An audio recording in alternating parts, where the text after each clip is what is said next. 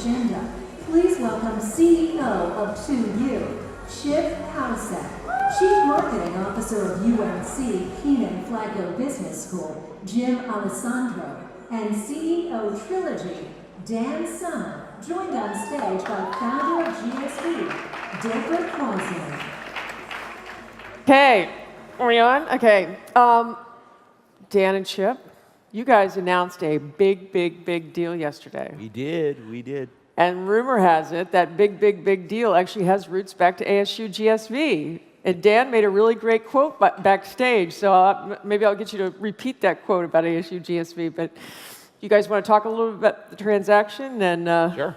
So we met 2 years ago in my suite here, and thrilled to be able to bring the two companies together. So if you think about today, right now at this time, it's an interesting time to represent elite universities, given the conversation going. And the commonality among the company is that we both believe that the university should be central in the lifelong learning of the student. And so Trilogy brings this incredible technical competency across many different subjects, and we're thrilled to have Jim here because in some ways I would argue that while the transaction got a lot of attention, he and I have been doing a roadshow here the last 2 days, I think the announcement that Keenan Flagler made an hour and a half later actually is the more important of the two announcements. well, and that's really my next question. So Jim, top business school. Why did it make sense for you all to put your hat in the ring on the boot camp piece and adding a boot camp to your mix of offerings? We've had a great, almost 10-year relationship with 2U. And when we got the news that this partnership with Trilogy, it quickly helped us see we could make this long-term play to accelerate our ability to offer these tech skills in a way that we couldn't do it on our own. We just don't have the depth or the bandwidth, and I don't think most business schools do, to offer these or integrate these tech skills in a manner that's that can evolve as quickly as the industry's evolving. So you think about it, Deborah, future-proofing the degree, but also, more importantly, I think Dan came up with this line yesterday, and I love it, future-proofing the people. Yeah, People. It's future-proofing people, because as industries change and the nature of work changes, and the half-life of a skill at 2 to 3 years, especially in technology, it's very important for people to have skills that, coupled with a terrific, prestigious degree, if you can embed content that helps to future-proof the individual, the learner, I think that's the future of education. So I'm actually here as the complete and total idiot who didn't invest in Trilogy when she had a chance to. So, but I did admit my error very early and often. You have to admit, Dan. Why sell now? You had so much momentum going on in your business. What was it that attracted you to combine forces with Chip and 2U at this point in the company's evolution? Yeah, absolutely. And I think just maybe to start for other entrepreneurs who are out there, and there are probably many in the audience, Deb is being kind. She actually said no. So we had 2 university partners at the time, and we were considering raising capital early on. And now when I look back, Deb saying no was actually a very important moment that I think helped to define us. Because after that, we decided that we were going to bootstrap. We decided that what we did was we were able to get to 19 universities and 200 employees by bootstrapping the company. And I think that really set us up for a lot of success by making the model work independent of outside capital. And once great institutions, shout out to Craig Driscoll and Highland out there, but once great venture capitalists came on, we had a proven model. So I thank you, Deb, for saying no.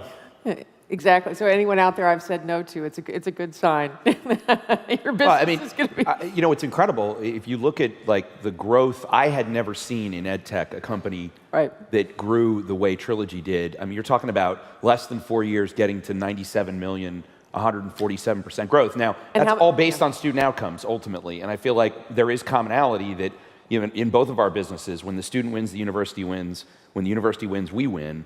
And so it fits remarkably well. Yeah, when we talked, the question was really why now? And I think there was just such a sense from the first time we sat down 2 years ago at ASU GSV, there was just a sense of aligned vision and values.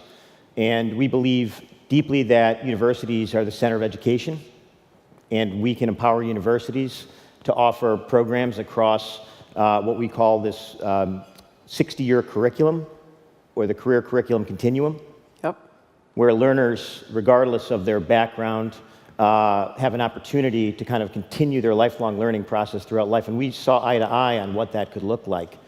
And you put these two companies together, and we can deliver that for 68 leading universities in 6 countries across the globe. We think it's an impactful platform. So talk about the physical, I mean, obviously you're picking up some physical delivery of education, which is a new line of business for 2U. Talk about that and how it. Well, I mean, I think people don't really realize how much of our programs are hybrid today. So, you know, as an example, our Master of Science in Midwifery at Georgetown is ultimately you don't want to go to a midwife that delivered a virtual baby. So we actually have to put people in clinical placements so they can go deliver the baby. So we have been hybrid for a long time. Now, what's incredible, what Dan has done is the notion of offering the physical expression.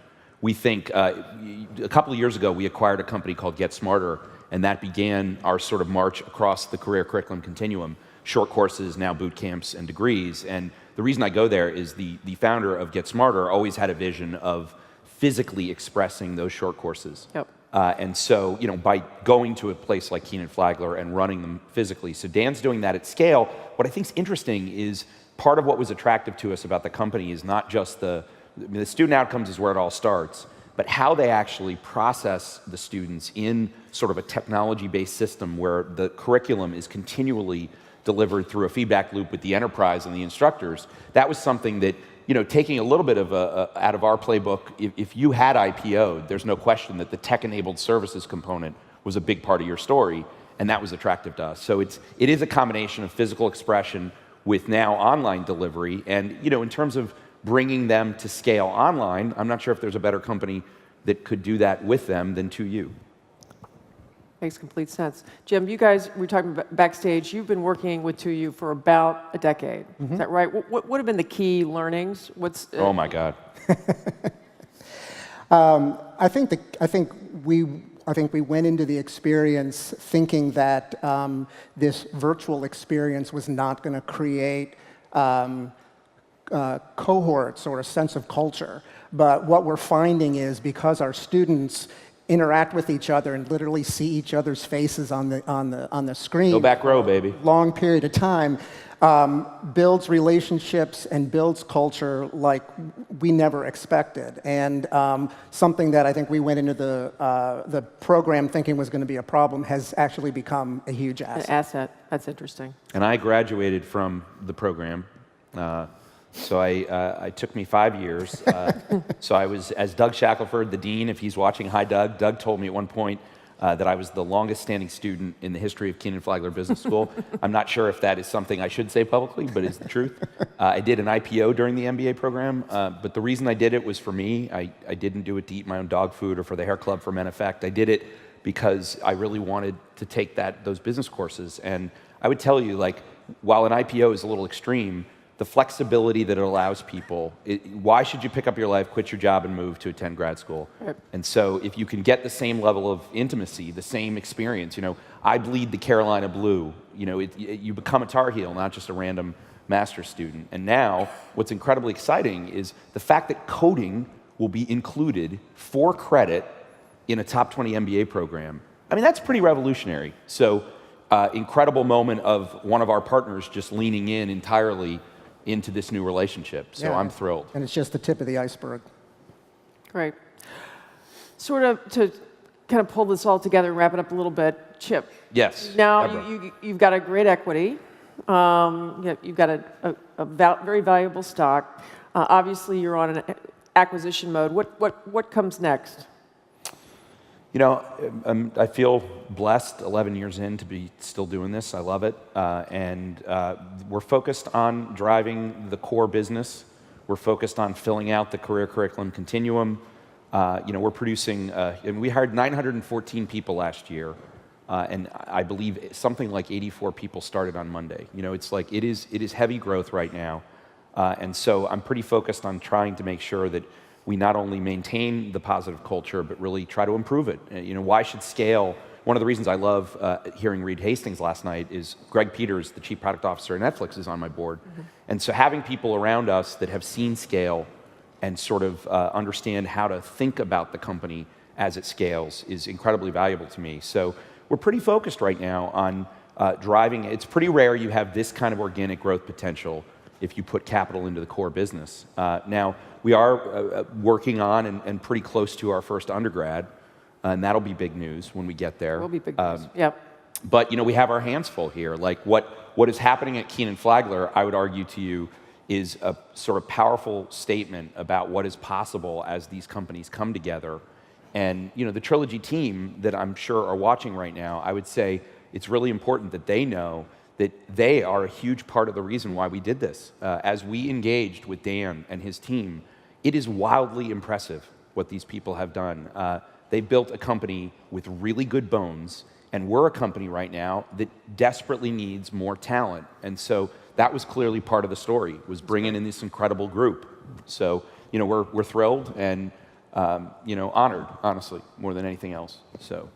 Do you think this is a moment in the education technology sector for accelerated consolidation? Do you think we're Sure. I mean, there I think a broader conversation needs to be had about investment in education being a positive and not being something negative. Correct. And I think this is the community of people that should be able to deliver that message, because it truly investing in education, what I love about 2U is we're a business that does well by doing good. I believe that. I believe every day we have a team of people that come in, don't let the skeptic win, cherish the opportunity to really drive high quality student outcomes. But to get there, we did have to raise a lot of capital. I wish I could have bootstrapped, and I'm incredibly proud that you did.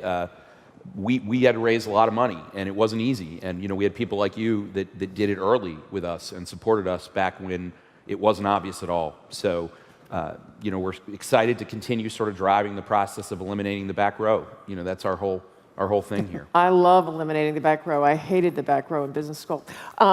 Anyway, thank you, gentlemen. Very exciting announcement. We were thrilled to have you here on the stage, ASU at GSV. We're thrilled that the origination of the transaction actually happened here, so 2 years ago. So thank you so much. Thank you. Thank you, Susan.